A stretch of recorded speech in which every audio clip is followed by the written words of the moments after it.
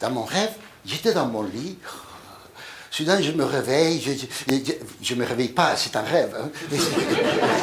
Et je vais prendre ma douche. C'était comme dans la réalité. Je n'arrivais pas à voir la différence, vous connaissez ça, hein, entre la réalité et le rêve. Alors j'entre dans la salle de bain, le rideau, j'entre dans le baignoire. Quand soudain je découvre que j'ai des seins, je dis tiens, c'est quoi ça? Je me touche, j'avais un corps de femme. Je me regarde dans le miroir, je tombe. J'avais le corps de ma femme. C'est-à-dire, j'étais moi, mais avec le corps de ma femme. Je file dans la chambre et réveille-toi, on a un problème. Ma femme émerge entre les draps et elle avait mon corps à moi. Elle me regarde et me dit, mais qu'est-ce que tu as fabriqué pendant la nuit? Ben, rien. On était abasourdis, on a commencé à s'habiller. Tiens, mon pantalon, donne-moi ta jupe. Tu m'aides avec le soutien-gorge. Tu l'accroches par devant et tout le retourne. Merde. On s'est habillés, on ne comprenait rien. Ma fille se réveille pour aller à l'école. Oui, c'est mieux que ce soit la mère. Ah, oui, d'accord. Moi, j'y vais là, je dis, écoute, surtout, ne panique pas, ne t'inquiète pas. Il doit y avoir une explication à tout ça. Ma fille me regarde et me dit, maman, qu'est-ce que tu as?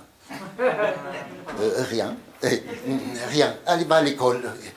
Bon, il fallait qu'on parle tranquillement. Peut-être on mange trop de viande avec tous ces hormones, je sais pas. Comme ça nous faisait rire, ça a pris un ton fou. Bref, pour faire d'une histoire longue une histoire courte, après, mon homme s'est endormi. J'étais là en train de l'écouter ronfler. J'ai dit, quelle drôle de situation.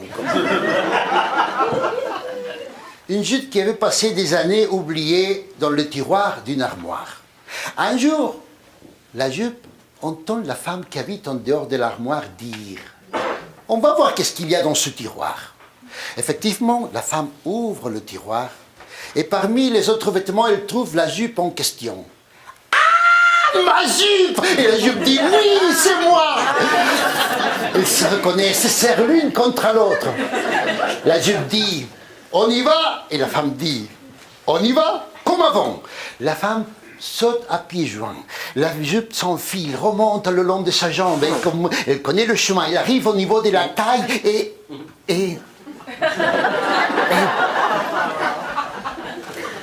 elle dit, mince! Je n'arrive pas à mettre le bouton dans la boutonnière. Tu peux pas remettre ton ventre. Finalement, la femme enlève la jupe et dit, écoute, mon corps a changé. La jupe dit, oui, c'est normal, les corps changent. Mais moi aussi, je peux changer. Tu en es sûr? Oui. Attends-moi ici, j'ai une bonne adresse. La jupe sort de la rue et va jusqu'au coin, là où de son temps, il y avait un atelier de couture. Et j'ai lu un article qui dit, sur la beauté, hein, l'article dit que les fleurs sont belles pour attirer, c'est un article scientifique, non, mais, les fleurs sont belles pour attirer les insectes.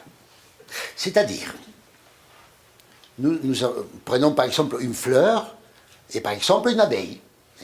Ça voudrait dire que la beauté de la fleur, c'est une sorte de message que la fleur envoie à l'abeille pour lui dire « Tiens, je suis là, regarde-moi, viens me butiner. » Voilà.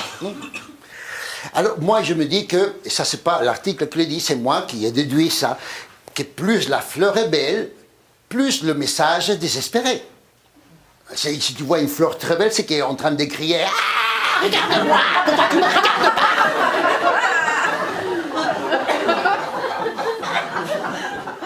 Alors moi, à sa place, je serais venu. Parce que moi, vraiment, la peur, ce n'est pas mon genre. Bonne nuit. Faites de beaux rêves.